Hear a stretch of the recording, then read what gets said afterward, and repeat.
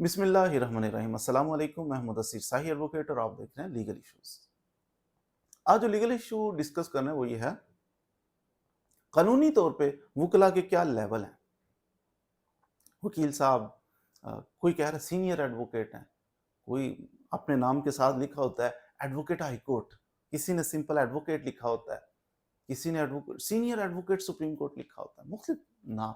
अब ये क्या, इनमें कोई डिफरेंस है? ये लेवल कैसे हैं? दरअसल ये कैटेगरीज के वकला के लेवल्स वाकई हैं। वकला सारे एक जैसे नहीं होते, डिफरेंस होता है। अगर आप पढ़ें the legal practitioners and bar councils act 1973, इसका सेक्शन 21 पढ़ें, उसके अंदर कैटेगरीज लिखी हुई हैं कि काइंड्स कितनी हैं वकला की। सबसे पहले सीनियर एडवोकेट सुप्रीम कोर्ट, सबसे बड़ा लेवल।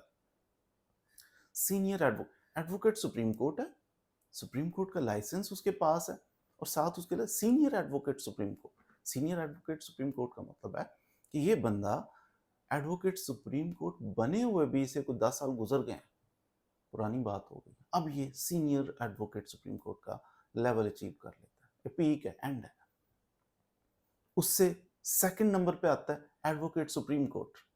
एडवोकेट सुप्रीम कोर्ट बनने के लिए कोई आपकी कोई 7-8 साल प्रैक्टिस आपने हाई कोर्ट की हो, फिर उसके लिए एक सख्त क्राइटेरिया है कि आपने हाई कोर्ट के अंदर केसेस किए हों, काफ़ी सारे केसेस करने के बाद आपकी कोई जजमेंट केसेस के अंदर कोई 15 के करीब, 20 के करीब आपकी जजमेंट्स आई हुई हों, तो वो जजमेंट्स आपने साथ लगा के फिर हाई कोर्ट के अंदर इंटरव्यू देना है। फिर उसके बाद आप पास कर जाते हैं, आपकी एक तो क्वालिफिकेशन वो पूरी हो, आपकी जजमेंट्स हों, फिर आप इंटरव्यू दें, हाई कोर्ट के जजेस को पास हो जाएं, फिर सुप्रीम कोर्ट के जज साहब आपका इंटरव्यू लेते हैं, वो क्लियर करें तो आप एडवोकेट सुप्रीम कोर्ट बन जाते हैं। और ये बनने के लिए कोई आपकी 8-10 साल एक्सपीरियंस वकालत का होगा और साथ आपके केसेस किए हों, तो फिर आप बन सकते हैं।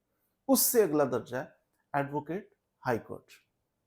ये मोस्टली आपने देखा होगा, वकला के साथ एडवोकेट हाई कोर्ट लिखा होता है। एडवोकेट हाई कोर्ट क्या होता है कि कम से कम 2 साल वकालत की हो। 2 साल वकालत करने के बाद ये बंदा रेगुलर अपीयर होता रहा। 2 साल इसने छोटी अदालतों में पेश, सिविल जज के पास, सेशन जज के पास, जो निचली अदालतें, यहाँ पेश होता रहा हो 2 साल।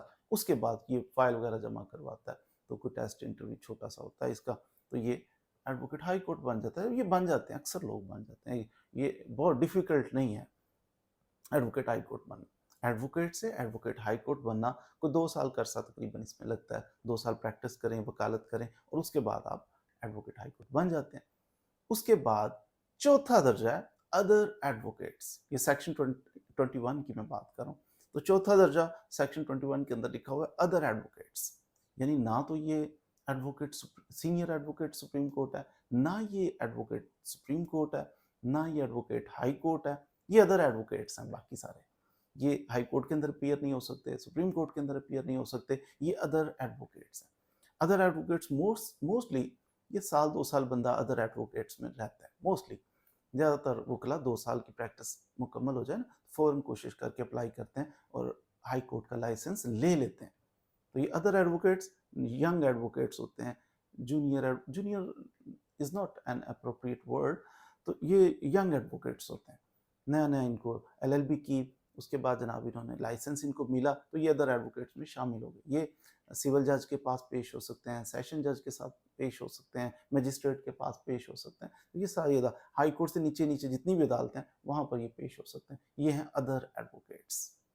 तो ये लेवल्स हैं वकला के। Other advocates, advocate high court, advocate supreme court, senior advocate supreme court. Doesn't mean, बाज़ दफ़ा हमने देखा है कि एडवोकेट हाई कोर्ट होता है लेकिन बड़ा कॉम्पिटेंट होता है, एडवोकेट सुप्रीम कोर्ट होता है उतना कॉम्पिटेंट नहीं होता।